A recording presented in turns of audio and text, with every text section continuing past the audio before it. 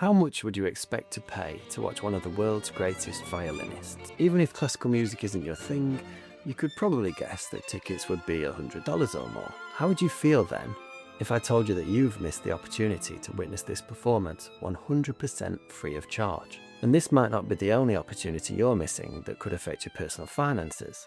Only next time, the impact could be measured in millions. As an accountant used to handling budgets of 100 million and more, I'm here to stop you from becoming a starving artist.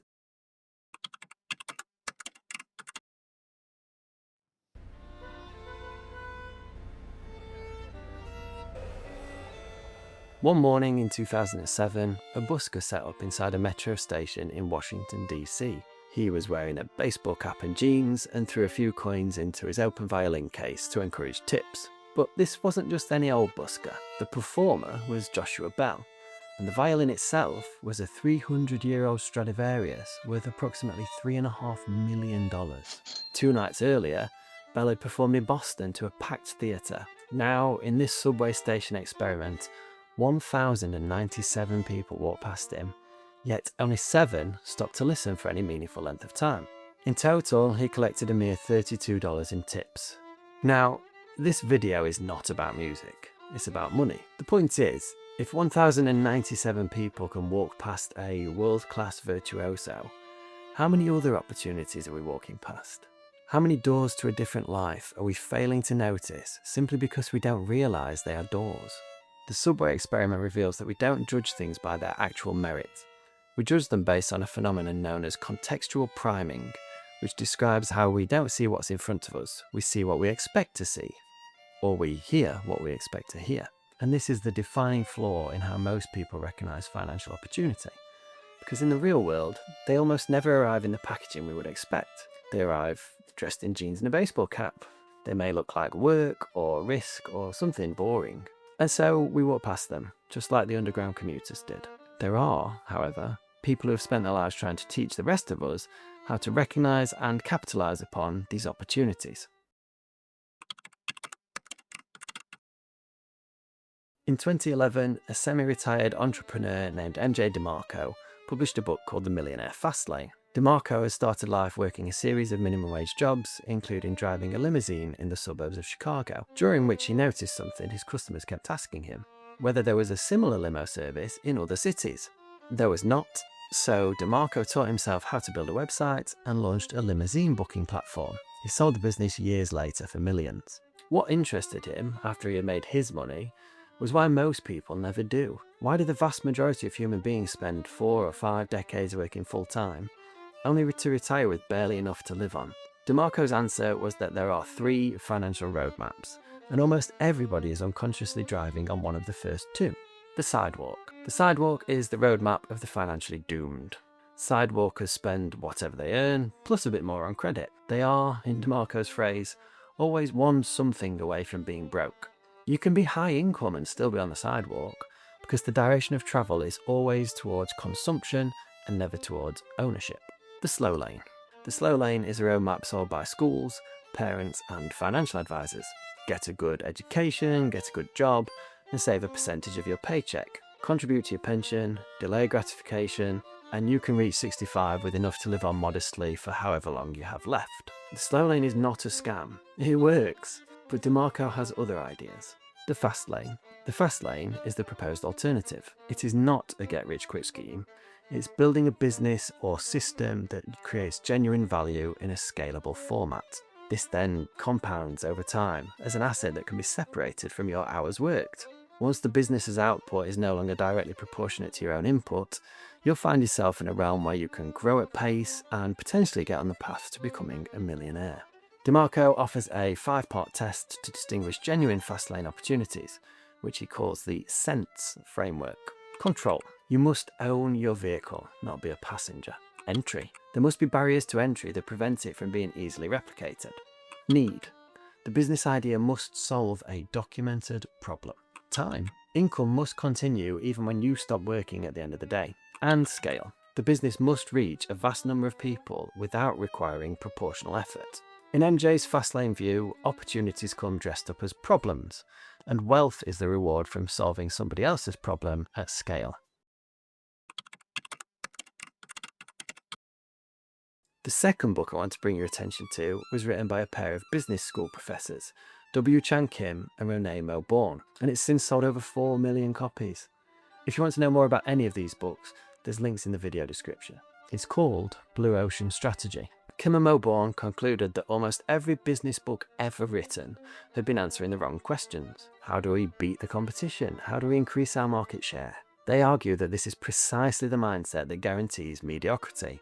And they wrote Blue Ocean Strategy to open your mind to the alternatives. As part of this, they coined two metaphors that have become the vocabulary of modern business strategy. Red oceans are the industries that already exist. The known space where the boundaries are defined, the rules are understood, and every competitor fights ferociously for a shrinking share of finite demand. In the metaphor, the water turns red with blood as margins get crushed and differentiation becomes impossible. Blue oceans are the opposite. These are market spaces that don't yet exist. There's uncontested water to be enjoyed because the competition hasn't realised the market is even there. In a blue ocean, demand is created rather than fought over. The rules are written by the first mover, and profits, for as long as the ocean remains blue, can be extraordinary. Their central example is Cirque du Soleil. Instead of trying to compete in the traditional red ocean of existing circus performance, Soleil asked what parts of the traditional circus could be eliminated, and what new elements could be introduced from outside the industry. The result was not a better circus, it was something entirely new. Circus for adults, priced like theatre and sold like art. In this uncontested ocean, the traditional competition was simply irrelevant. Kim and Mo Bourne offer a practical tool to review any business you're considering, called the 4 Actions Framework. Which factors that the industry takes for granted should be eliminated? Which factors should be reduced to well below the industry standard? Which factors should be raised above the industry standard? Which factors should be created that the industry has never offered? Blue Ocean Strategy shows that the highest performing strategic moves refuse to make the trade-off between differentiation and low cost. Instead, they deliver something customers genuinely want that the established industry can't match, because they're still spending on factors that no longer matter. For our purposes, Kim and Mo Bourne offer a way to see what everybody else has walked past. The opportunities are not in the red ocean, where 1,000 businesses already exist. They're hiding in the gaps between industries, in the assumed trade-offs that nobody has questioned, and in the factors everybody still pays for, but nobody still values. While he's currently more often in the news for his controversial data analytics company, Palantir, Peter Thiel was once known for co-founding PayPal and being the first outside investor in Facebook. In 2014, along with his protege Blake Masters, he published a book called 0 to 1 Notes on Startups, which discusses their belief that progress comes in 2 forms. Going from 1 to N is horizontal progress, copying things that already work, taking an idea that exists in one country and deploying it in another. Useful stuff, but hardly transformative. However, going from 0 to 1 is vertical progress, creating something that didn't exist before, such as the first global personal payments network. Thiel's most counterintuitive assertion is that competition is for losers. He doesn't mean that competitive people are losers, he means that businesses that find themselves in competitive markets, or as we now call them, red oceans, are operating in conditions that destroy profit. A restaurant in a city of 10,000 restaurants can be a competitive business, and its owner may work harder than anyone alive. Yet the margins are still thin, the failure rate is high, and the upside is capped. The goal is to escape competition entirely, to build a business so unique and so defensible, so dominant in its market, that competitors can't even offer a close substitute. Google is Thiel's favourite example.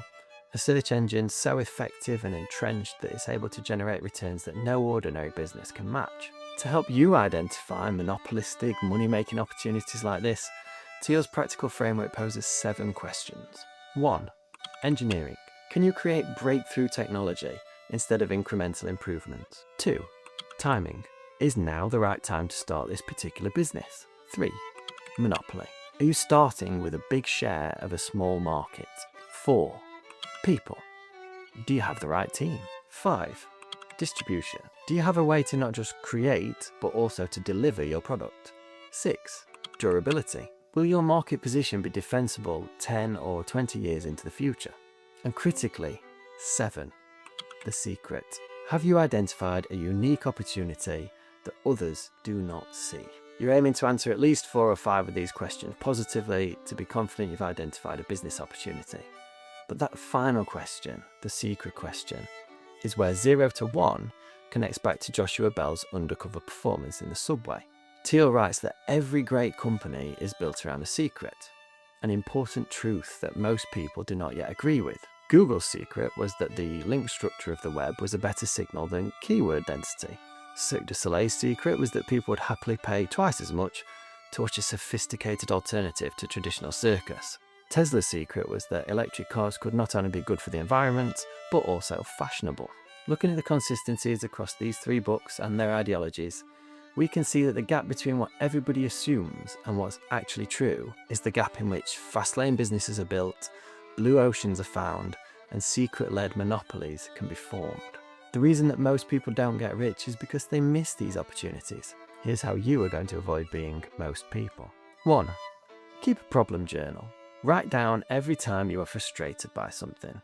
Every time a product doesn't quite work, every time a service is slow or broken or overpriced. You'll end up with a list of problems, and somewhere in that list is almost certainly a business idea. Opportunities described as problems are one of the most reliable disguises in economics. 2. Apply the frameworks.